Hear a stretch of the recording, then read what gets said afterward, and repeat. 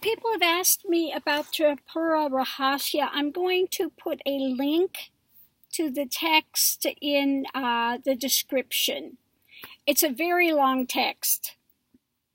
So I'm just going to read one excerpt in it. This by no means will cover everything, but it does cover some of it. It doesn't cover the part that talks about the mind, though, that there is another part in that talks about going into the still mind. Okay, that's not occluded by any of these things any longer. But this is about the three different types of jnana. Okay. Let's see.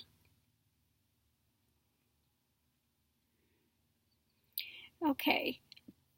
Let me see if I can get this over here where I can read it. It's very small text, so a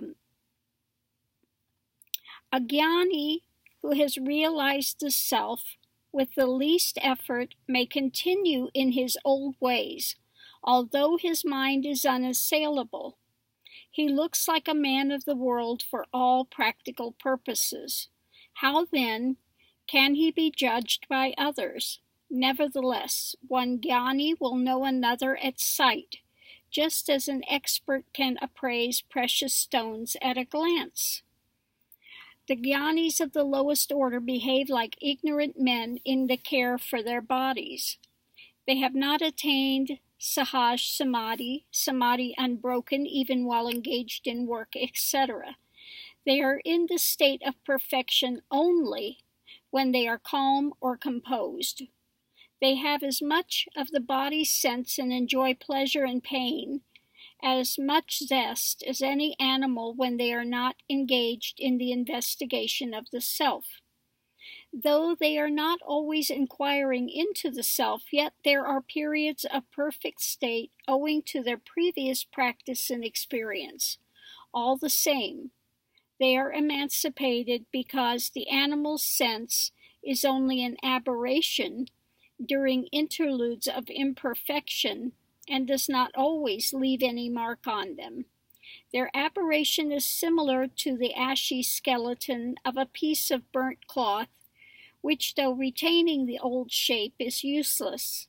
Again, the intervals of realization have an abiding effect on their lives, so that the world does not continue to enthrall them as heretofore. A dye applied to the border of a cloth creeps and shades the body of the cloth also. Next we come to the middle class of jnanis. The middle class of jnanis are never deluded by their bodies. Delusion is the false identification of I with the body. This never arises with the more advanced jnanis, namely the middle class among them. Identification of the self with the body is attachment to the body. The middle class of jnanis are never attached to the body. Their minds are mostly dead, okay, not totally dead, mostly dead, because of their long practice and continued austerities. They are not engaged in work because they are entirely self-possessed. Just as a man moves or speaks in sleep without being aware of his actions, so also this class of yogi does enough work for his minimum requirements without being aware of it. Having transcended the world, he behaves like a drunken man, but he is aware of his actions. His body continues on account of his vasanas, or the predispositions of destiny. Now we come to the jnanis of the highest class, and they do not identify the self with the body, but remain completely detached from their bodies. Their work is like that of a charioteer driving the chariot, who never identifies himself with the chariot. Similarly, the jnani is not the body nor the actor. He is pure intelligence. Though entirely detached from action within, to the spectator he seems to be active. He or she performs the part like an actor in a drama and plays with the world as a parent does with a child.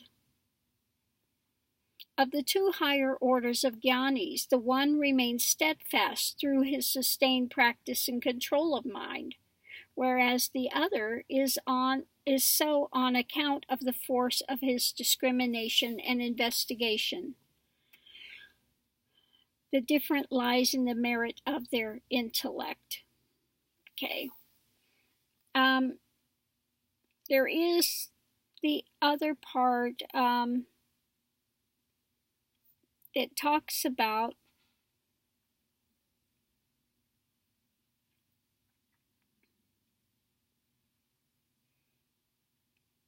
okay, let me see what this is.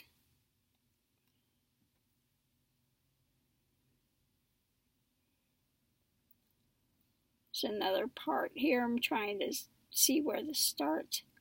Okay. Jnanis, here's another section of jnanis of the lowest order also enjoy pleasure and pain like the ignorant, but their remembrance of such experiences is frequently broken up by intervals of realization.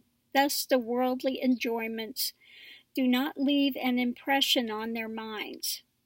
Jnanis of the middle class, accustomed to control their minds by long continued austerities, keep their minds in check even while enjoying pleasure and pain, and thus their response to the world is as indistinct as that of a man in sleep to a gentle breeze playing on him or an ant creeping over his body.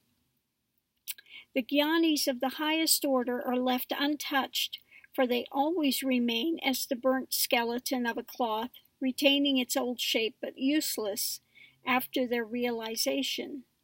Just as an actor is not really affected by the passions he displays on the stage, so also this jnani, always aware of his perfection, is not affected by the seeming pleasures and pains which he regards as a mere illusion, like the horns of a hare. The ignorant are not aware of the pure self. They see it always blemished, and hence they believe in the reality of objective knowledge and are therefore affected by the pleasures and pains of life.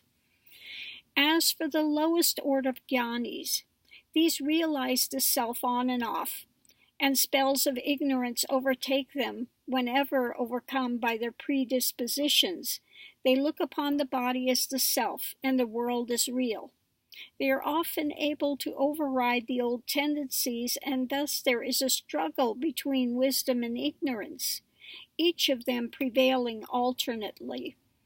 The jnani ranges himself on the side of wisdom and fights against ignorance until falsity is thoroughly blown out and truth prevails. Therefore, jnana is indivisible. Forgetfulness of the self never overtakes a middle-class jnani, and wrong knowledge never possesses him. However, he of his own accord brings out some predispositions from his own depths in order to maintain his body according to the prarabdha. This is the conduct of an accomplished jnani. As for the aspirant, there is no forgetfulness of the self so long as he is engaged in practicing samadhi. But the accomplished jnani is always unforgetful of the self and picks out his own predispositions according to his own choice. The highest jnani makes no difference between samadhi and worldly transactions. He never finds anything apart from the self, and so there is no lapse for him. The middle order of jnani is fond of samadhi and voluntarily abides in it.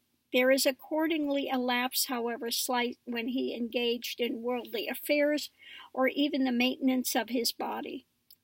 On the other hand, the jnani of the highest order involuntarily and naturally abides in samadhi, and any lapse is impossible for him under any circumstances.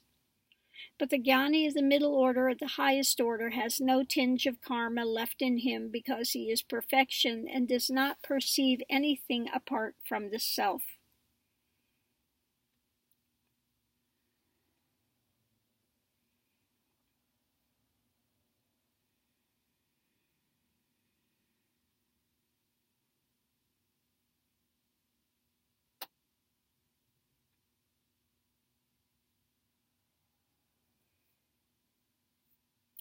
So anyway, I'm going to leave this here, but you can go ahead and go through the text, and it will talk about the different levels and layers of Gyan.